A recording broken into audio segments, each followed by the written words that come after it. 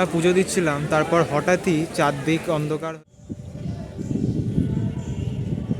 আজকে মামার বাড়িতে আমার ডে 2, সবাইকে পার্ট 2তে ওয়েলকাম জানাচ্ছি।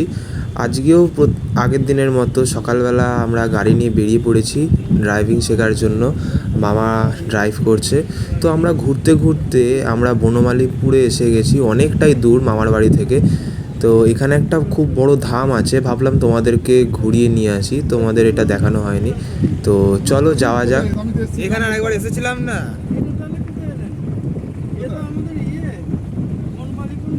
হ্যাঁ,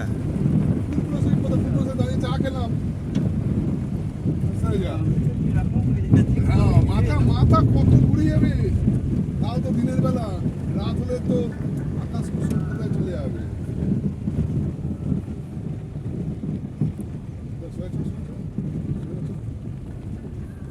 আকাশ কুসুম কোথায় চলে যাবে তার কোনো ঠিক নেই। দিনের বেলা তাও তোর পাড়ার এলাকায়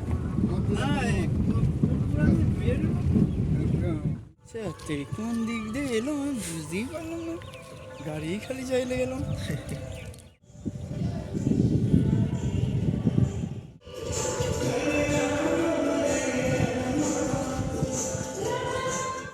সকালবেলা ঘুরতে ঘুরতে দোল পূর্ণিমার দিনকেই চলে এলাম ধামে। জায়গাটা খুব সুন্দর, আমি অনেক দিন আগে এসেছিলাম, বাট আজকে আসলাম। খুব সুন্দর জায়গাটা তোমাদের ঘুরিয়ে দেখা।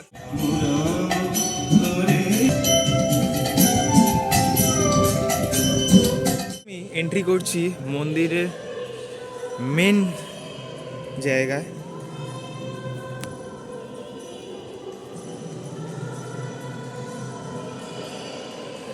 আমি যখন এসেছিলাম তাও 3 থেকে 4 বছর আগে, তখন এটা কনস্ট্রাকশনের আন্ডারে ছিল।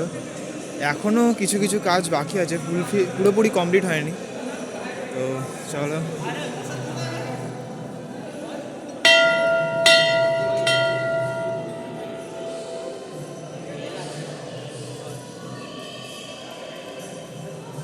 বিশাল বড় এক জায়গা, এখানে সবাই বসে প্রার্থনা করতে পারে। আর এইখানে এলে তোমাদের মনে শান্তি আপনাসেই চলে আসবে, শান্তি এবং ভক্তি দুই।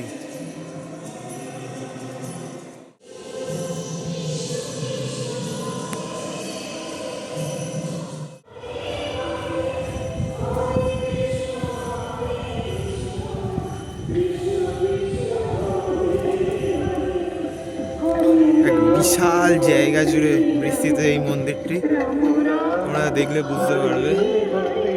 আর এটা হচ্ছে মেন চূড়া। খুব সুন্দর জায়গাটা, সময় হলে এখানে একদিন ঘুরে যেও, আমি বলছি খুব ভালো লাগে। আমরা প্রবেশ করছি শিব মন্দিরে। এটা মন্দিরের একদম নিচের তলায়, বলতে পারো মাটির নিচে। এর নিচে এখনো কিছু কিছু কাজ এখনো বাকি আছে, বুঝতেই পারছো ভিতরটা কতটা সুন্দর আর কত বড়। আর একটা সুন্দর অ্যাম্বিয়েন্স ক্রিয়েট করছে, একটা হালকা গান বাজছে আর হালকা আলো। আর এই হচ্ছে মহাদেব, হর হর মহা।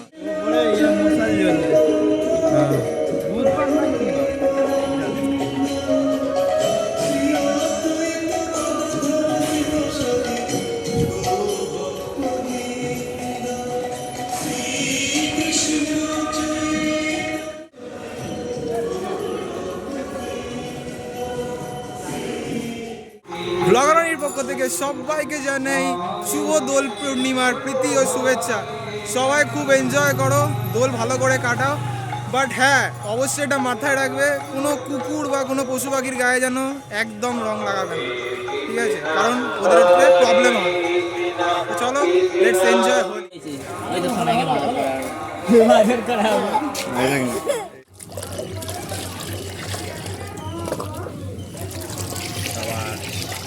রেডি, উই আর অল রং খেলা শুরু হয়ে গেছে। এই যে একজন আছে, হাই। ইয়ো, চলো। Friends, আমি আমার নিয়ে সব কিছু রেডি করে এখন যাচ্ছি রং খেলতে। দুপুরবেলা হোলি খেলার পর তারপরে সবাই লাঞ্চ করার পর প্ল্যান হলো যে বিকেলের দিকে কোথাও একটু ঘুরতে যাব। আসলে তোমাদেরকে বলেছিলাম যে আমি মানে আমরা কখনো এইখানে হোলি খেলি না, হোলি বলছি দোল খেলি না। আমরা আমাদের বাড়ি মানে নাগের বাজারেই দোল খেলি, তারপর বিকেলের দিকে মানে এই টাইমে আমরা আসি। তো আমরা একটু আগে আসি, এসে তারপর আমরা সবাই একসাথে মিলে কোথাও একটা যাই, এখানে কোনো মন্দিরে বা এটা 2 বছর ধরে হচ্ছে আর কি, ঠিক আছে। তো এই বছরও প্ল্যান করেছি, তো হুট করে প্ল্যান হলো আমরা এখন যাচ্ছি রাজবলহাট, রাজবল্লভী মায়ের মন্দির আছে ওখানে যাব ঘুরতে। তো জানি না রাস্তার ভিডিও কতটা তোমাদের দেখাতে পারবো, ড্রাইভ করতে হবে, তো ড্রাইভ করতে করতে ভিডিও বানানোটা খুবই ইম্পসিবল হয়ে যায়। বাট মন্দিরে গিয়ে তোমাদের সব কিছু ঘুরিয়ে দেখাবো, আশা করছি ভিডিওটা তোমাদের ভালো লাগবে। তো চলো বেশি দেরি না করে যাওয়া যায়। আমরা দুপুরবেলা বেরিয়েছিলাম, আর ওই গাড়িটাতে আমার আরও রিলেটিভসরা আছে, আর আমার গাড়িতেও ভাই বোনরা আছে, আর মেসোমশাইও আছে। বাট আসলে ওই গাড়িটা মামা চালাচ্ছে, আর মামাকেও তো ড্রাইভ করাটা শিখতে হবে, তো ঘোরাও হবে আর ড্রাইভ করানোও শেখা হবে। তো সেই জন্য আস্তে আস্তে যাচ্ছে, 45 কিলোমিটারের বেশি রাস্তা, তাই সন্ধে হয়ে গেছে। 45 কিলোমিটার জার্নির পর আমি এখন এসে পৌঁছলাম রাজবল্লভী মায়ের মন্দিরে। হ্যাঁ, আর এখানে বৃষ্টি চালু হয়ে গেছে, অসম্ভব মানে মনে হচ্ছে জোরে বৃষ্টি হবে, বাট জানি না। চলো যাওয়া যাক তাড়াতাড়ি, দেখতেই পাচ্ছ বৃষ্টি পড়ছে।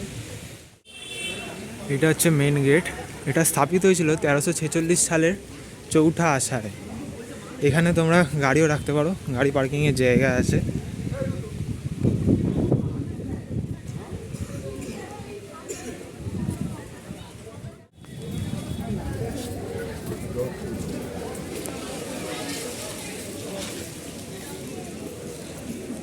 এইটা হচ্ছে নাট মন্দির, আর এইটা হচ্ছে শিবের মন্দির। এইগুলো